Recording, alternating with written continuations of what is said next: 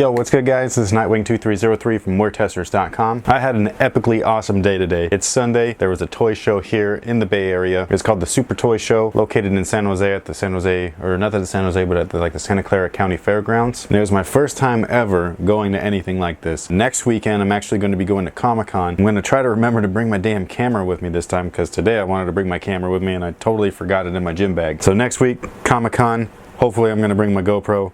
Let's get it popping. So immediately upon walking into this place, I was blown away. There was fucking vendor tables everywhere, nerd all over the place. My mind just, I couldn't hold it in, man. I wanted to just bounce around like a fucking ping pong ball all over that place. It was nuts. All the vendors only took cash, which is a good thing because I only brought $100 and I kept my budget within that $100. Because if they would have accepted debit cards, my bank account would be empty. So my favorite part about this whole thing was just the flashbacks. I mean, I was looking at stuff because there was just, you know, it was like a giant garage sale. The place was amazing. So they had new in-box toys, they had old toys, they had old Happy Meal toys, they had display stuff, they had in-box stuff, they had loose stuff.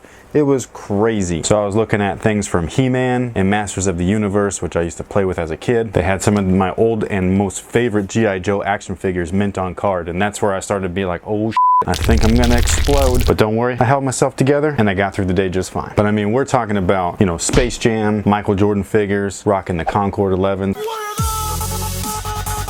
If you guys remember Captain Bucky O'Hare, one of my favorite quote-unquote animes, I don't know if it's technically considered an anime, but one of my favorites back in the day was Ronin Warriors, and I ran into those figures, which I used to own. This show only aired at the butt crack of dawn on like UPN 44 or something like that. And back in this time, I think I was in middle school, and I had this tiny little 13-inch black and white TV with a knob dialer on it. That's how you like change the channels. And the thing barely had any reception, so I only really got like 2 channels on there. UPN was one of them. I used to have to wake up at 6 o'clock in the morning, and I had the TV inside my closet with a beanbag and everything. It was my own little movie setup. I would watch it at 6 o'clock in the morning before school in the closet. That way my parents wouldn't know that I was up watching cartoons and shit, because if I was doing that in the living room, they'd kill me. And I would just nerd out to this show for 30 minutes. I mean, they had biker mice from Mars, Street Sharks. Y'all don't remember Street Sharks? Pfft, you're missing out. YouTube that shit right now. I even ran into my old arch nemesis, the fucking Megazord that I got when I went to that Toys R Us trip that one time that I guys told you about a long time ago in my very first toy video. To the left, there was a smaller package, and it had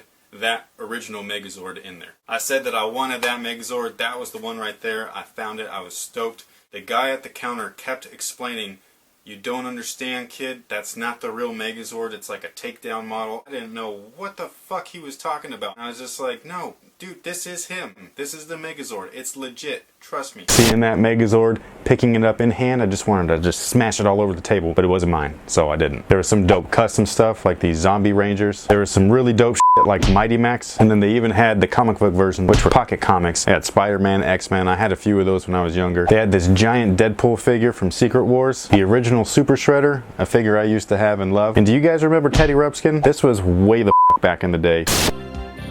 Come dream with me tonight.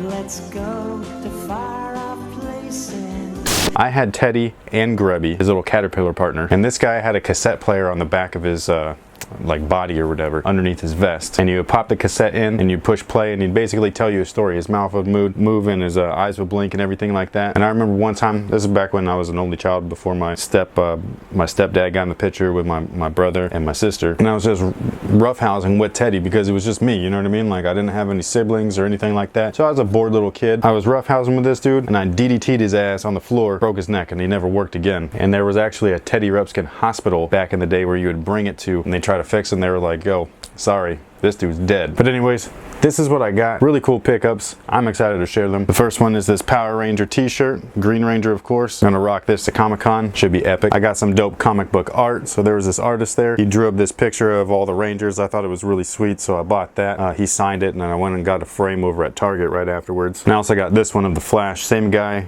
signature and everything, and I got this for my cousin because he's a big Flash fan. I picked up the recent reissue of Leonardo. So this is like a retro version of an action figure figure back from like 1988 or something like that. It was when these came out. I had most of them. I didn't have all of them, but I had most of them. Back then, toys were like $4.99 or something like that. These now retail for like 10 bucks, which is ridiculous. But, you know, it is what it is. Now, why did I only grab Leonardo? Is he my favorite turtle? No, he's actually not. You see, this is why I grabbed Leonardo. I actually went into my local Toys R Us a couple days ago, and on the shelf, they must have found a box or something like that of these things, because these came out a couple months ago. And I got Donatello, Raphael, Michelangelo, along with Rocksteady and Bebop, but there was no Leo. So what was a nerd to do? I went on eBay, what any sensible nerd would do. Duh. And they didn't have them for a price I was willing to pay, but luckily the San Jose Toy Show, they had them.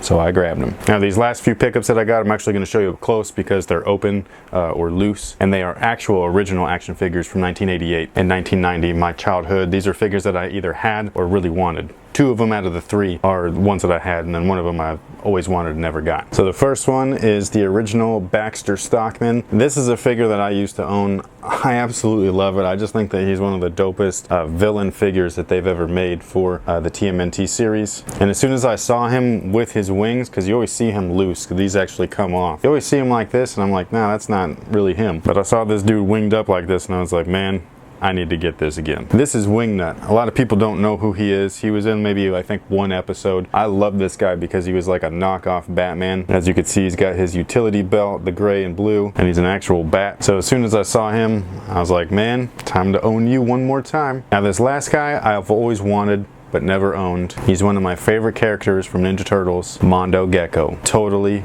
radical, dude. This guy is bad ass. Look at this. Roller skate on the tail, skateboard, chucks, braces. Man, this guy is too cool for school. This was another one-off character. I think he was in like 1 episode or something like that back in the 80s. And 1 episode was all I needed to fall in love with this guy. And so I grabbed him too. So this is what I picked up. That's my story. Thank you guys for watching. Thanks for all your support. Shout out to everybody that was there that said what's up to me and wanted to take a picture. Really appreciate it. And until next time, guys, have a good one.